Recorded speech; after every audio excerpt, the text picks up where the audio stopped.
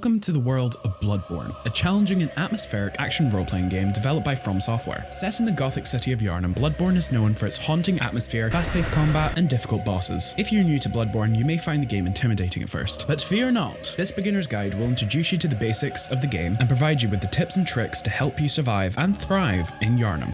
I got you, homie! Whether you're a seasoned gamer or completely new to the world of video games, this guide will provide you with the knowledge and confidence you need to delve into the dark and dangerous world of Bloodborne. So grab your weapons, don your hunter's garb, and let's explore the streets of Yharnam together. Let's start off by talking about the core concepts behind Bloodborne, and what better place to start than with the combat. Bloodborne's combat system is unlike most games that fall outside the Soulsborne franchise, because your weapon's damage is directly tied to how high level you are for specific stats. Weapons themselves have a bit to understand, but here are the key ideas behind them. Each weapon has its own stat requirements. You need to level these in order to wield that weapon effectively. However, you might notice that there are these letters with icons next to them. This is where the secret to dealing the most damage possible lies. The letter notates the stat that when leveled will yield the biggest damage return. This is referred to as weapon scaling. Weapon scaling itself isn't necessarily a hard concept to understand, but it does look daunting at first. So let me explain it. The letter grades go from E to S, with S being the highest / maximum and E being the lowest. Weapons will normally scale with these two stats, dexterity or strength. Don't worry too much about these, as I will explain them in much more depth later, but just know for now that weapons with strength scaling are heavy but high damage weapons, and dexterity are lighter and faster weapons with the cost of the damage. As you level these stats, the scaling letter will increase, and so will the damage dealt, which is indicated by the plus and then a number. This damage is added onto the weapon's base damage. You may be wondering, well, how do weapons actually work? In Bloodborne, weapons have three forms of attack. These are R1, R2, and L1 attacks. R1 are quicker and medium damage attacks. R2 attacks require you to wind the weapon up to get the most damage out. This does come at the cost of it taking more time. The L1 attacks are where things get much more interesting. After landing an R1 attack, you can press L1 to have a follow-up attack, which does do more damage. These are referred to as transform attacks. Each weapon has an additional movesets due to transforms, with some strength weapons becoming a big bulky hammer or a bigger sword, and dex weapons having longer range or a second dagger if you're using the Blades of Mercy. These weapons are held in the right hand. So what is held in the left hand? Well, of course, that is a gun. Guns in Bloodborne require consumable items called quicksilver bullets. These are found on the bodies of corpses and just around the world. These weapons don't really tend to do much damage, however, you can up their damage output by investing in the blood tinge stat. This is due to the fact that guns scale with this stat. Gun builds are never really worth it that much in the early game because you don't start to see strong returns on the points you invest into blood tinge until you get a high damage gun, which are normally found in the late to mid game, such as the cannon. I've seen some pretty awesome builds that use a gun, but personally I think that for a beginner it is much better to instead invest these points elsewhere, such as health, stamina, and or strength and dexterity. The main use of guns in Bloodborne is to parry attacks. This is when you time shooting your bullet at an enemy while they are mid-animation to get them to stagger. When they stagger, their attack is cancelled and they fall to the floor for a very short period of time. If you can get to them and hold down R1, you perform a visceral attack. Visceral attacks are an incredibly effective way of dealing a lot of damage. However, to get them to do that damage in the first place, you need to invest into skill, as this increases the amount of damage they can do. With every point put into skill from skill level 10 to 50, I will explain why it stops at 50 shortly, don't worry, adding around 2% to your visceral damage. One of the last things you need to know about damage and weapons in Bloodborne is actually one of the most important systems, and is actually only used in Bloodborne, and that is the blood gem system. I have actually spoken about the blood gem system in my other video on Bloodborne, so if you want to know a bit more, I recommend going and checking out that video, but obviously after you've watched this one. But for the sake of convenience, I will quickly recap. Bloodborne are equipable items for your weapon that have different stats such as increased physical damage by a percentage, convert some physical damage into an elemental damage such as electricity, fire. They also raise the damage against beast and kin type enemies, increase skill, arcane, strength, and blood tinge scaling. There are so many different effects that these blood gems can have, and I don't have the time to go through them all, so I'll leave a link in the description for the Fixture Life wiki page on them if you want to go have a look. The gems themselves have 4 types of sockets, these being radial, triangular, circular, droplets, and waning. Each weapon has 3 sockets that you can unlock when you upgrade your weapon with bloodstone shards that you find around the world, and you can only put blood gems that match these sockets in that socket. It's that simple. One of the last things I want to talk about for the combat system is actually these 2 bars at the top left of the screen, health and stamina. Health is really simple and is notated by that red bar that which shows you how much you've got, and when the bar is empty, you're dead. See? Simple. The green bar represents your stamina. This could be new to you if you haven't played a Souls-like game before, but basically stamina is used up by attacks with heavy, high damage strength weapons using up the most, and dexterity weapons using up a small amount. This is why I say dex weapons are the best, because they do good damage, but because it uses such a low amount of stamina, you can perform a lot of successive attacks. So that damage stacks up very nicely. And there is actually another sneaky way to increase your damage, but you'll have to keep watching to find out. When you're out of stamina, you can't attack, dodge, or run, and you have to wait for it to recover, which in most cases will just end up with you dying. Now, the very last thing I want to talk about the combat without overloading you with details is the rally system. This was completely new to Bloodborne. Basically, when you get attacked by an enemy, there's a little orange bar that represents the amount of damage that you've taken. If you manage to successively get attacks off on the enemy, that bar will recover, basically meaning you get your HP back. Now you know everything you're going to need to know about weapons. So let's get talking about a system that is essential to know about and understand to make your time in Yharnam a little bit easier, that being blood echoes and insight. Bloodborne has two types of currency, insight and blood echoes.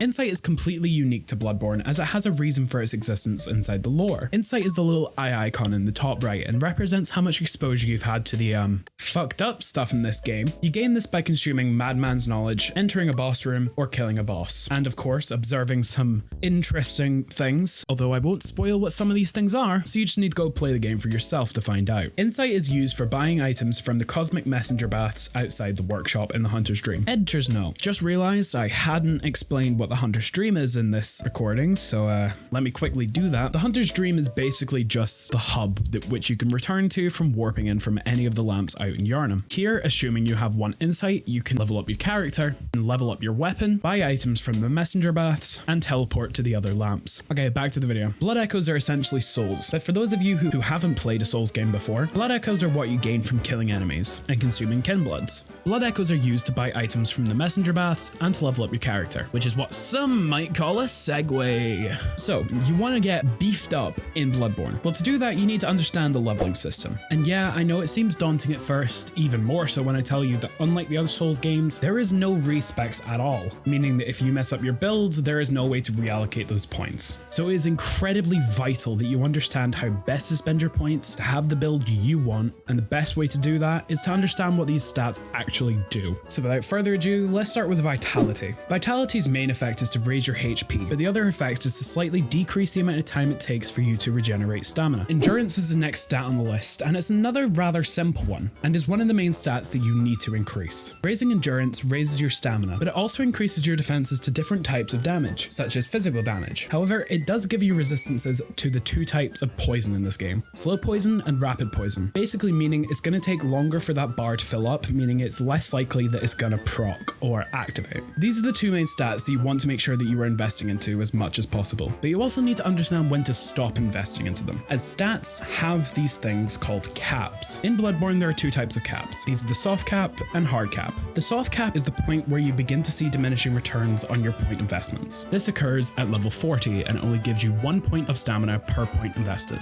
The hard cap is where the stat is going to net you no more benefits. There are only two stats in the game that have a cap of 40, Vitality and Endurance. The rest have a cap of 50. The rest of the stats in Bloodborne are all build stats. These stats affect what weapons you can use due to the stat requirements, but they also affect the damage that these weapons do, which is the little scaling thing that we talked about earlier. The build stats consist of the following. The strength stat is all to do with heavy physical damage, which I briefly explained earlier, but basically if any weapons have a higher strength requirement than the other stats, then it's a strength-based weapon. So you want to invest into strength to get the best damage returns. The cap for the stat is 50, so it's not advisable to invest into it after that point. Skill is very similar to strength, with the main difference being that this stat is for more nuanced physical damage weapons. And the biggest difference is that skill increases your visceral damage way more than strength does. As mentioned before, it increases it by 2% with each point up to the soft cap of 50. Skill is the stat you want to invest into for builds that scale much better with skill-based weapons, as it will net you the biggest damage returns. Pretty much it boils down to this. If you decide to go with a skill weapon build, only invest into skill and not strength. If you're doing a strength-based build and want to do a lot of viscerals, then you want to primarily invest into strength, but it's perfectly fine to invest some points in skill for that better damage. Blood Tinge is a stat that most people aren't really going to want to touch unless they are using a weapon that deals blood damage, such as the Shikage, the Bloodletter, Simon's Bowblade. Other than that, you aren't really going to benefit from investing into this stat, with the only exception being if you're going for a gun build. But as mentioned previously, these are not advisable if you do not have that much experience with the game. I have played the game game roughly about 16 times now, and I still struggle to pull it off. So just be aware that you can do as you please, but please, please, just know you are going to have a rough time if you use this build. Speaking of rough times, Arcane is the final stat that you can level up, and is basically just a magic stat as it controls the scaling of arcane-based weapons. But it also increases the player's item discoverability stat, which basically just means how much more likely are enemies to drop items. Arcane is also used for Hunter's Tools, which are basically just items that can cast spells or give certain effects to the player. However, in the depths of this game, there is also another stat if you miss out on. I wouldn't actually fault you, as I didn't actually know about it until around my 5th playthrough when I saw Jacksepticeye use an item which allows for this stat to shine. Beasthood is not a stat that you can invest into, but instead is an auxiliary stat, which increases depending on your armor set or the weapon that you are using. But to get the most out of it, you really don't need to change to a better weapon or armor set. How high your Beasthood stat is basically just means how much more damage you're going to get when you use Beast Blood pellets to activate a meter that will slowly fill up with successive attacks and massively increase your damage output. But you don't need this number to be very high to get the most out of it. In fact, I had no armor set that gives me any buffs for Beasthood, and yet I was still managing to triple my damage output. Beasthood is incredibly powerful, and when you pair it with damage type papers that a boss is weak to, it makes it incredibly easy for you to absolutely smelt them. So make sure you use this, please. Make your life easy. Now, you may be wondering, what are papers? And don't worry, because I'm now going to explain all the main consumable items in this game, and we'll start with them. Papers are essentially these items that, when used, apply an effect like fire or electricity to a weapon, and it allows you to do damage of that type to enemies without having to sacrifice your base damage, like you would have to if you were using the blood gems. There are also consumables that you will not be able to get through this game without using, these being blood vials and quicksilver bullets. Blood vials are your healing items, and the player can carry around 20 at one time. And when you run out, you'll have to go farm for more, or if you have some stashed away in your storage, then it just refills it next time you warp to an area. Or you can buy them. However, this comes at the cost of, after killing a very specific boss, I'm not telling you which one because I'm not spoiling this game for you like my other video did, but basically just be aware that these prices will skyrocket after that boss is dead, so just make sure you go farm for them. And if you're wondering where it's a good place to farm them, then of course you can Google it, but personally I recommend just going to the Great Bridge Lamp in Yharnam and kill these troll enemies, as they give you about 2 per kill. Quicksilver bullets. These are the second most important. You need them to use the guns, which of course are for parrying. But unlike blood vials, if you run out of them, then it's no biggie. Just press up on the D-pad to get 5 extra blood bullets. This just takes some health off you for you to get 5 extra bullets. And you can do this as many times as you want, but obviously this comes at the cost of your HP, and if you do this too many times, you are going to die. The next item is connected to the insight counter. When you consume Madman's Knowledge, it adds 1 to your insight amount. If you find a Great One's Wisdom or Umbilical Cord, then these give you 2 to 3 insight. If you're wondering why I'm talking about umbilical cords, don't worry, that's a lore detail and I cannot be bothered to explain it. And if you want to know more about it, go check out my last video or look at Vatu Video's channel. I'm not here to give you those answers. I'm here for you to be able to find those answers through playing the game. Every single Souls game has their own type of ring system that gives the players different buffs when equipped. But in Bloodborne, they're a bit different, as they're called Carol runes. Runes still apply different effects to the player, ranging from increasing the amount of echoes awarded to the player after killing an enemy, to restoring health or bullets with every visceral attack. These are incredibly useful items that can make the game a bit more manageable for newer players, and they can also improve the damage of certain builds. For instance, a rune that increases the amount of damage that visceral attacks do. What makes them so different to rings is that you can have 3 on at a time instead of 2, unless you're playing Dark Souls 3, in which case it's 3, and if you're playing Elden Ring, that's 4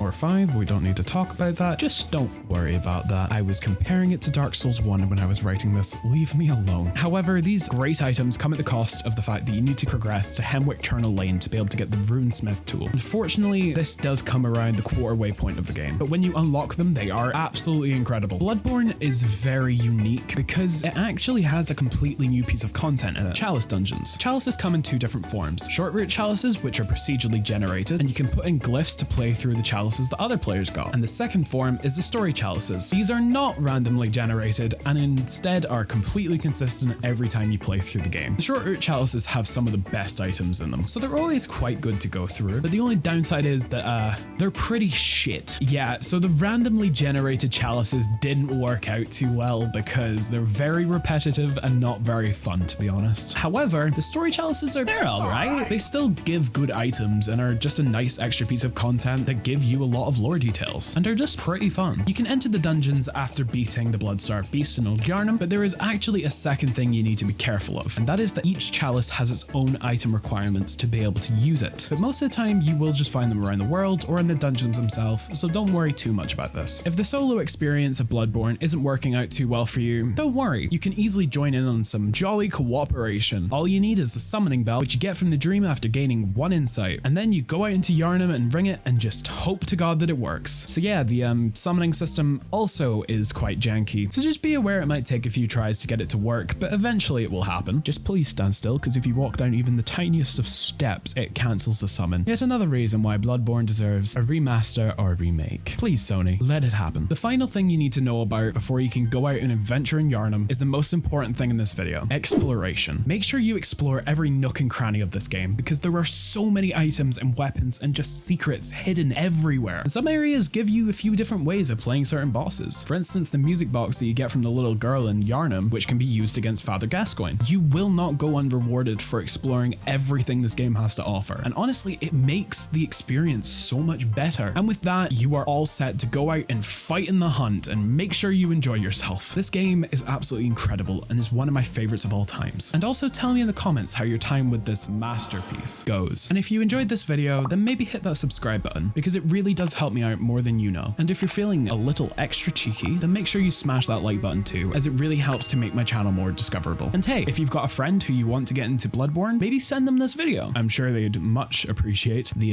help, because I've been made aware by a friend of mine that this game's fucking hard to understand. So I hope this made it a bit clearer. Anyways, thank you so much for watching, and stay safe out there, Hunter.